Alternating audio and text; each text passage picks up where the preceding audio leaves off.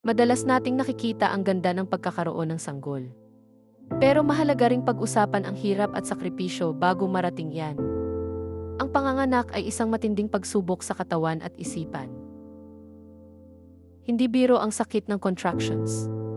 Parang bawat hibla ng katawan mo ay hinihila. Naubos ang lakas mo sa bawat pagtulak, lalo na kung matagal ang labor. May mga luha, may sigaw, may pakiramdam na hindi mo na kaya. Normal yan. Ang katawan mo ay nagsisikap ng husto para ilabas ang buhay na nasa loob mo.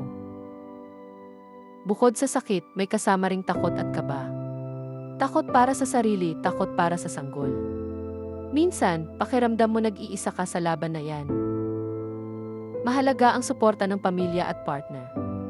Ang simpleng hawak sa kamay o pampalakas ng loob ay malaking bagay.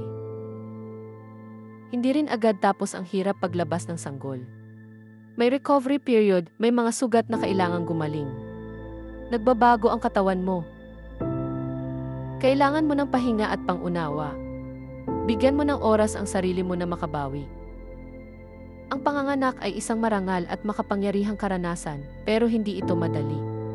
Kilalanin natin ang hirap na pinagdadaanan ng mga nanay. Suportahan natin sila. Unawain natin na ang kanilang lakas ay hindi lang pisikal, kundi pati emosyonal at mental.